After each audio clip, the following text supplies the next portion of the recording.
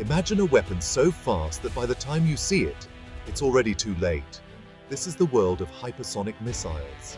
These missiles aren't just faster, they're a new breed of military technology. To qualify as hypersonic, a missile must travel at least 5 times the speed of sound, over 3,800 miles per hour. At these speeds, a missile could cross the US in under an hour, making interception nearly impossible. But it's not just about speed. Hypersonic missiles can maneuver mid-flight, unlike traditional ballistic missiles. They fly low, hugging the terrain, dodging radar and making defense a nightmare. This slashes reaction times from minutes to seconds. There are 2 main types: hypersonic glide vehicles, HGVs, which launch high and glide unpredictably, and hypersonic cruise missiles, powered by scramjets for sustained, agile flight. The race to master these weapons is fierce. Nations like the US, Russia, China, and India are investing billions. The first to perfect hypersonic tech could strike anywhere, anytime, with little warning. That's why emerging powers like India are determined not to be left behind. Hypersonic weapons are reshaping the global balance of power. They threaten to make current missile defenses obsolete. The stakes are high. Whoever leads in hypersonics could dominate future conflicts. In this new era, speed isn't just an advantage, it's the ultimate power. India's push for hypersonic missiles is about survival in a tough neighborhood, with China to the north, already fielding hypersonic weapons, and Pakistan to the west. India faces a 2-front challenge. Hypersonic missiles are a strategic necessity, not a tool of aggression. China's DF-17 hypersonic glide vehicle puts Indian assets at risk, so India must respond in kind. Developing these weapons signals to Beijing that any attack would be met swiftly, ensuring mutual deterrence. Hypersonics also let India project power across the Indo-Pacific, protecting vital sea lanes and maritime interests. For the Indian Navy, hypersonic anti-ship missiles could create a defensive bubble over the Indian Ocean. This pursuit is also about national pride and technological independence, showcasing India's ability to innovate. The Make in India initiative drives this ambition, with DRDO leading the charge.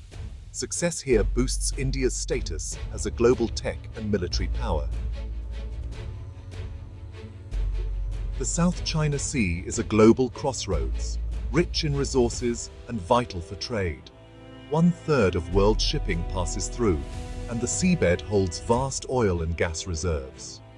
But overlapping claims, especially China's sweeping 9-dash line, fuel constant tension.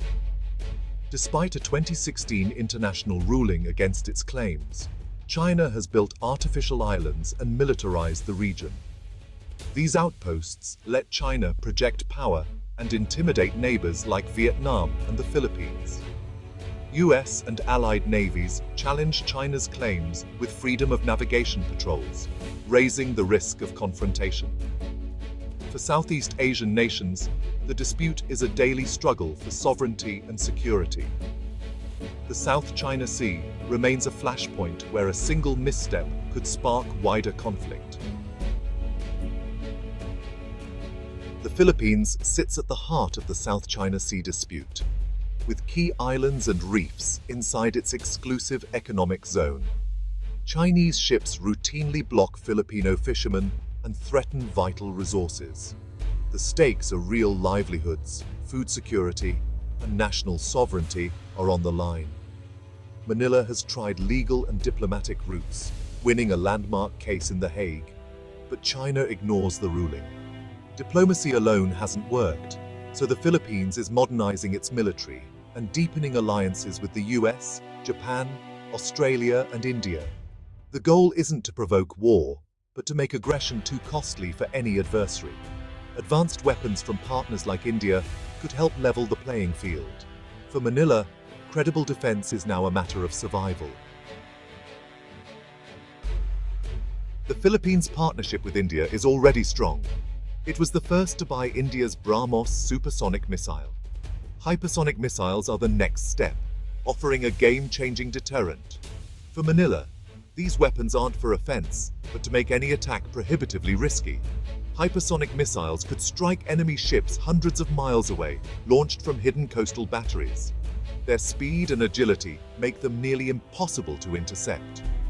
This creates an anti-access/area denial (A2AD) bubble, deterring even the most powerful navies. For a smaller military, A2AD is a smart, asymmetric defense. A deal would deepen India-Philippines ties, joint training, intelligence sharing, and logistics. It also gives Manila more options, reducing reliance on the US alone. In a tense region, this partnership is a force multiplier for Philippine security. India's hypersonic arsenal is led by the BrahMos 2, co-developed with Russia. Unlike the current BrahMos, the BrahMos 2 aims for Mach 7 speeds, powered by a scramjet engine. It can be launched from land, sea, or air, perfect for the Philippines' rugged coastline. Mobile launchers can hide in jungle terrain, threatening enemy ships far out at sea. The Shaurya missile, another Indian innovation, is a maneuverable, canister-launched hypersonic weapon. Its flat trajectory and agility make it hard to track and intercept.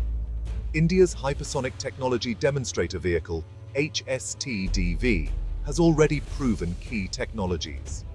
While BrahMos 2 and Shaurya are still in development, progress is rapid. For the Philippines, access to these systems means a credible, modern defense. India's reliability as a partner makes this a realistic path to security. Hypersonic missiles could transform the South China Sea's military balance.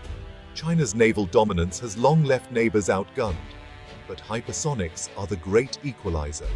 A few missiles can threaten billion-dollar warships. This shifts the cost-benefit for aggressors. The risk of losing major assets may outweigh any gain. Fleets would be forced to operate farther from shore, limiting their power projection. This gives the Philippines more freedom to patrol, protect its people, and resupply outposts. The real goal isn't to win a war, but to prevent one, by making conflict too risky to contemplate. A credible deterrent turns the Philippines from a passive target into an active defender. In this way, advanced weapons can actually promote peace. If the Philippines acquires Indian hypersonic missiles, the whole region will take notice. Neighbors like Vietnam and Malaysia may seek similar capabilities, creating a more balanced, multipolar security environment. The US would likely welcome a stronger Philippine military, easing its own burden and reinforcing regional stability. China, however, would see this as a provocation, expect diplomatic protests and increased military activity. But Beijing would also have to rethink its own strategies, knowing its ships are now at greater risk. Globally, this cements India's status as a major arms exporter and security partner. It shows smaller nations they have alternatives beyond the US or China.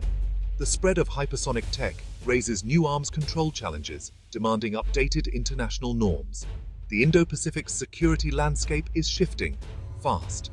In this new era, deterrence is everyone's business. The prospect of Indian hypersonic missiles marks a turning point for the Philippines. These weapons offer a leap in defense, making the cost of aggression sky-high. Land-based hypersonics could shield Filipino waters, giving fishermen and Coast Guard new confidence. The strategy is clear: prevent conflict by making any attack too dangerous to attempt. This partnership highlights India's rise as a defense leader and Manila's growing autonomy. The India-Philippines relationship is a model for South-South cooperation in a polarized world. As technology empowers smaller nations, the balance of power in the Indo-Pacific is being rewritten. For the Philippines, hypersonic missiles are more than weapons. They're a declaration of sovereign will and a bet on a safer future.